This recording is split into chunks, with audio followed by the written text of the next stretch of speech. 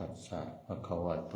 อะระหะโตสัมมาสัมพุทธัสสะนะโมตัสสะภะคะวะโตอะระหะโตสัมมาสัมพุทธัสสะนะโมตัสสะภะคะวะโตอะระหะโตสัมมาสัมพุทธัสสะอเจวะกิจจมาตัปปังโกชัญญามรณังสุเวติขอนอบน้อมแด่พระผู้มีพระภาคเจ้าผู้ไกลจากกิเลสพระองค์นั้นด้วยเสียงกล้าวกราบนมัสการขอโอกาสท่านครูบาอาจารย์พระเถรานุเถระขอแสดงความเคารพเพื่อนสาธมิกทุกรูปขอความเจริญในสิ้นในธรรมจงบังเกิดมีแด่ญาติโยมที่ได้มาร่วมในงานชาปนกิจคุณแม่เงินกิตติพันธ์ในวันนี้โดยทั่วกันทุกท่านทุกคนในโอกาสนี้สาธุวางมือลง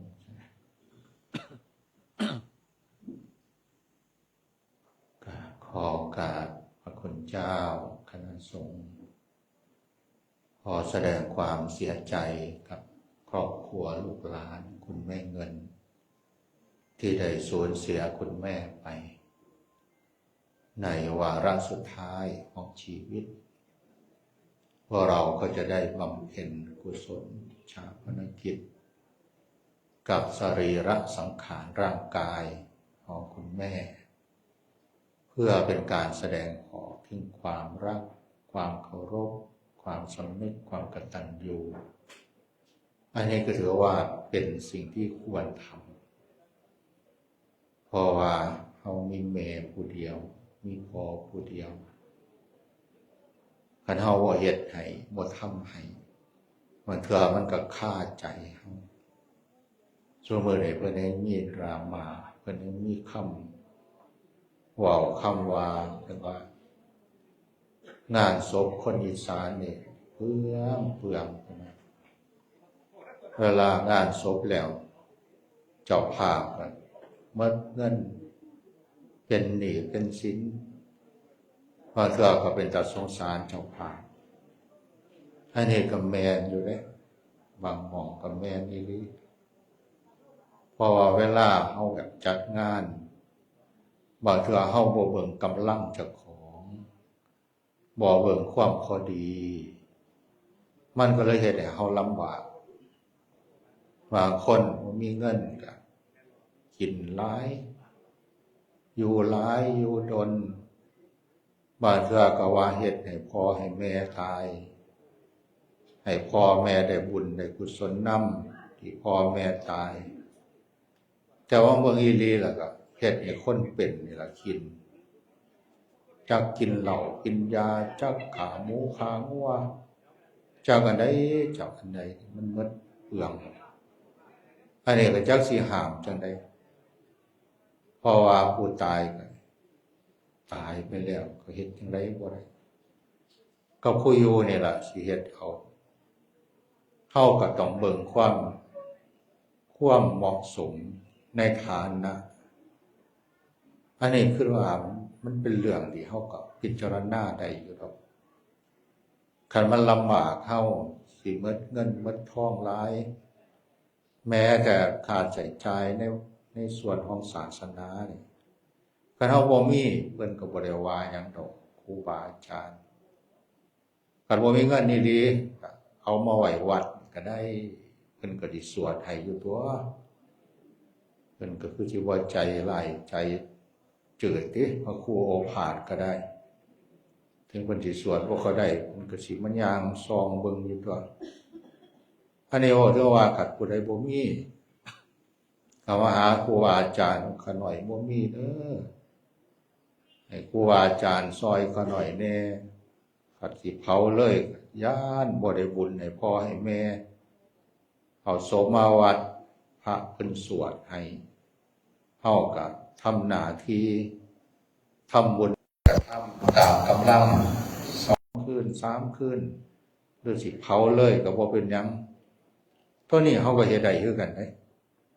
คันเฮาบ่อยากอายคนสำคัญว่ามันอยากอายคนนี่ล่ะ ประเทศแล้วผู้นั้นว่าผู้นี้ว่าพ่อแม่ตายแล้วก็บ่เฮ็ดให้มันสมหน้าสมตาสมมาภาคควรสุ่มขี้ที่อันนี้ก็จะไปว่ากันเด้อแต่ว่ามันสิไปห้ามคนว่าน่ะมันห้ามยากอยู่ดอกปากคนน่ะเขาที่ไปว่าโอ้ยที่มันเขาเว้าเขาว่าเฮาจังซั่นจังซี่ก็ให้เฮาคิดว่าเฮาก็ว่าเขาคือกันเฮาก็เว้าคืนเขาคือกันนั่นล่ะฮอดด่าเขาพุ่นก็มีที่ไปคิดว่าโอ้ยผู้นั้นคือว่ากูผู้นี้คือด่ากูมันคือว่ากูทุเทียบทุแดนแท้มันเป็นเรื่องธรรมดาไก่เฮาได้คิดเบิ่งเจ้าของว่าเจ้าของก็คักคือกันเว้าคืนเขาเนี่ยโอ้ยก็ได้เงินเดือนย่านว่าขึ้นเดือนละ3เทื่ออยู่เงินเดือนเว้าคืนเก่งเทื่อก็เป็นจักสงสารเว้าคืนก็บ่ได้เงินเดือนแต่มาก็เว้ามันม่วนบ่ซุ่มนักข่าวบางเทื่อเพิ่นหูหมดผู้นั้นเป็นจังซั่นผู้นี้เป็นจังซี่เอามากระจายข่าวเป็นนักข่าวแล้วบ่แล้วเด้เป็นนักสืบพร้อมสืบหูความลับผู้นั้นความลับผู้นี้มึงอย่าไปบอกให้ฟังเด้อความลับเพิ่นว่าแต่ว่าเจ้าของบอกให้เขาฟังหมดความลับเพิ่นบางคนว่านักซ้อบัดมึงอย่าไปเสียเปรียบมันได้มึงอย่าให้มันเอาเปรียบมึงได้กูได้ยินเขาบอกเขาว่าเขาด่ามึงกูได้ยินแล้วกูสั่งกูจะหายกูสิด่ามันอยู่มึงอย่ายอมมันเด้อบัดว่าอันซุ่มนักซ้อนี่ล่ะซุ่มสิถือค้อนเขาถามไปถามมาบัดว่ากูบ่ได้เอาเด้อบัดว่าไผละว่าบัดว่าโอ้ยมาหาใส่ร้ายกูบัดว่าซุ่มนักซ้ออันนี้มันเป็นธรรมดาโลกคันเฮาสิคิดว่าบ่ให้คนเว้าคนว่าคนด่าเฮา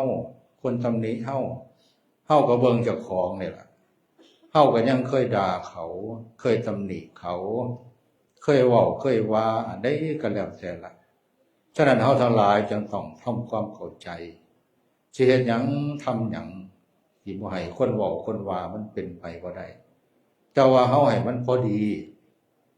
งานศพก็คือกันเฮาบ่มีเงินมีทองลำบากเป็นหนี้เป็นสินเฮาก็เฮ็ดให้มันสมควรอย่าให้มันมีอบายมุขหลายอย่าให้มันมีเหล้ามียาอาหารการกินกับพอสมควรมาวัดมาว่าก็ทำได้ก็ทำบ่ได้ขอความอนุเคราะห์ครูบาอาจารย์เพิ่นเป็นพระเพิ่นก็คือสิบ่ใจร้ายใจดำติเพิ่นก็คือสิเผาให้สวดให้ตามประเพณีอันนี้ผู้บ่มีแหละมันได้สำคัญว่าอันซุ่มมีอยู่นี่นะบางเทื่อมันก็ไปใส่เกินกำลังไปเฮ็ดให้เจ้าของลำบาก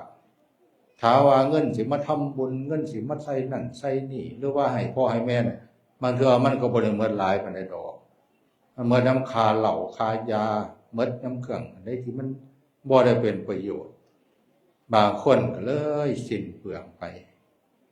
แต่ว่าขัดผู้ใดมีแล้วบ่เฮ็ดใจมันบ่ดีเด้เพราะหยังเพราะว่าเฮามีพ่อผู้เดียวตายเทื่อเดียวมีแม่ผู้เดียวตายเทื่อเดียวขณะใดเฮาเฮ็ดได้ทำได้ที่เฮาคิดว่าเป็นบุญคิดว่าเป็นสิ่งที่มีคุณค่าเฮาก็ควรเฮ็ดเพราะว่าการทำบุญนั้นมันเป็นสิ่งที่มีคุณค่าเฮาทำให้พ่อให้แม่ผู้ทำก็ได้พี่น้องบ้านเมืองมากก็ได้จังเฮามาร่วมในงานศพนี่ส่วนหนึ่งเฮาก็มาแสดงออกถึงความสำนึกความกตัญญูในการที่เฮาสิเฮ็ดให้พ่อให้แม่ในวาระสุดท้ายของชีวิตมันบ่ได้เฮ็ดซุมื้อมันบ่ได้เฮ็ดซุปีมันบ่ได้เฮ็ดหลายเทื่อเด้มันเราตายแล้วสิไปขุดแล้วมาเผาอีกเราตายแล้วสิไปเอาเรามาอันนี้อีกเฮาเผาเทื่อเดียวแล้วเทื่อเดียวแต่ว่าบางเทื่อนี่คันมันบ่คักใจมันสิเสียใจตลอดชีวิตเสียดายตลอดชีวิตฉะนั้นเวลาเฮามาซอยงานหรือว่าเฮามาร่วมงานเฮาทั้งหลายก็ต้อง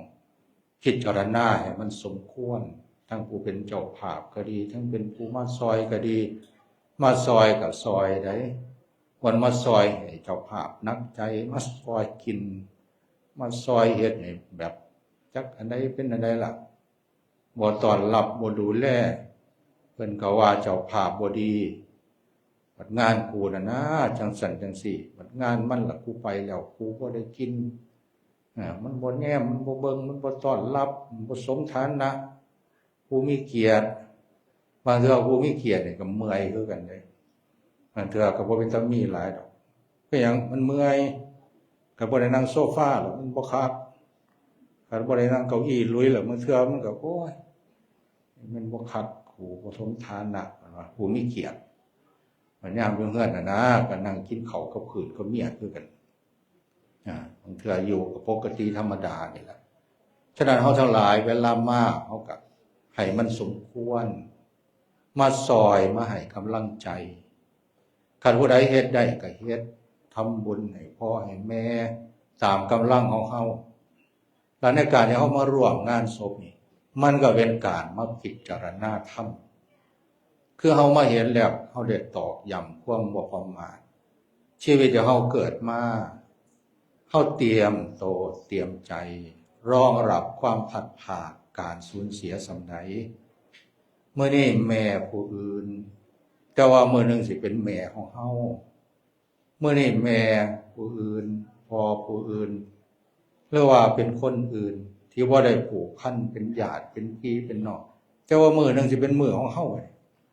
ถ้าว่ากันมื้อนึงนี่แม่เฮาตายพ่อเฮาตายคนที่เฮารักตายหรือว่าเฮาตาย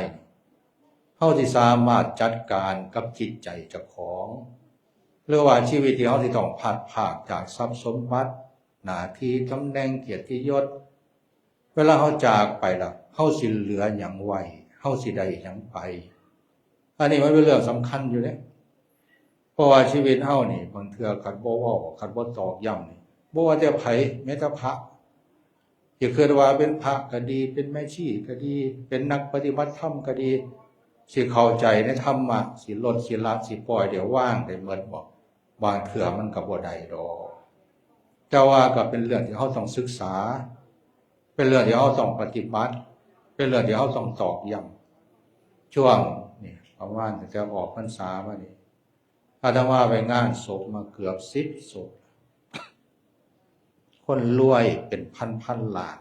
ก็ตายโยมคนหนึ่งอุปถากอาตมาแบบ20 กว่าปีถวายรถมาใส่อยู่วัดประมาณ5-6 คันรวยหลายพันล้านเจ้าว่าบัดสุดท้ายไปนอนอยู่โรงพยาบาลบ้านมี10 หลัง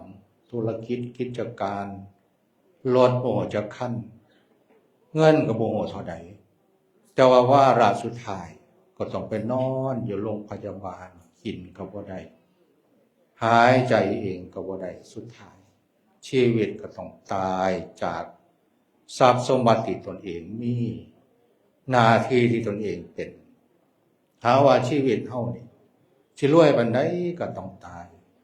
ถ้าว่าเฮาทั้งหลายอยู่นี่ฮู้จักบ่ฮู้จักหมดแต่ว่าสำคัญว่าเฮาทั้งหลายสิประมาทบ่อันนี้มันบ่คือกันบางคนแห่งรวยแบบแห่งยึดมั่นถือมั่นแห่งโลภแห่งอยากได้ถ้าที่หูอยู่ว่าตายไปเอาก็บ่ได้เอาไปก็บ่ได้แต่ว่าบางเทื่อมันแบบยังประมาทนะสิว่าหยังแต่ว่าเฮารวยเป็นร้อยล้านพันล้านพุทธเจ้ามีฮอดพระราชวังพุทธเจ้าเป็นฮอดกษัตริย์เพิ่นยังลาออกจากสิ่งเหล่านั้นเพื่อไปแสวงหาความพ้นทุกข์เฮาก็บ่ต้องไปถึงขนาดนั้นหรอกแค่ว่าเขาเอาประโยชน์ให้มันได้ประโยชน์ปัจจุบันก็ให้มันได้การทำบุญเนี่ยจะมาอย่างเขาเข้าใจว่ามันมีบุญหลายอย่างมีบุญเขาทำกับหลายคนผู้ที่เขาต้องทำบุญนำเป็นคนแรกคือไปหูบ่เจ้าของนี่อันนี้บ่ได้ว่าเขาบ่ทำกับพระหรือบ่ทำกับ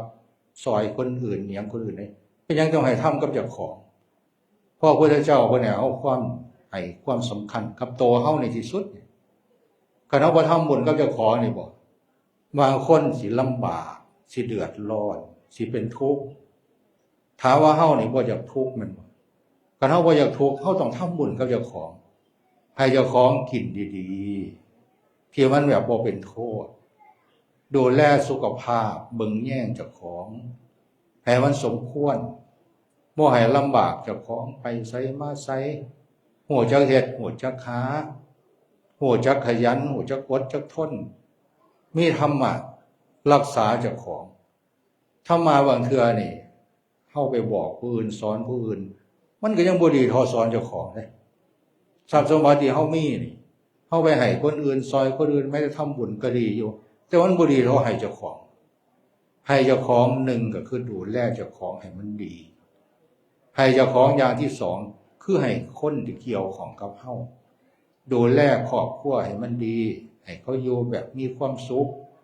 กันว่าให้เขาดูแบบมีความสุขดูแลเขาบ่ได้เขาก็สิสั่งเฮามันก็สิเกิดความทุกข์บ่ว่าจะเป็นไผผัวกับเมียนี่บ่คันมีเงินบ่ฮู้จักให้บ่ฮู้จักแบบบริสุทธิ์ต่อกันไปมากกับปากันบางคนก็คิดกันบ่ซื่อสัตย์ต่อกันเรื่องเงินเรื่องผลประโยชน์มันบ่เป็นเรื่องธรรมดาเด้คันเฮามีเฮาต้องฮู้จักแบ่งปันฮู้จักให้ฮู้จักซอยเหลืออันนี้ก็สำให้เจ้าของคือให้เขาแล้วเขาก็ฮักเฮาเขาก็ซอยเหลือเฮาแม้แต่ลูกน้องคันมีลูกน้องบ่ให้เงินมันบ่สมควรใช้อย่างเดียวเงินเดือนบ่ขึ้นใช้อย่างเดียวบ่ดูแลบ่มีสวัสดิการเงินเดือนอาจสิบ่ได้จ่ายมันหลายดอกจะมันสิรักของเฮาหลายกว่านั้นเผลอบ่ได้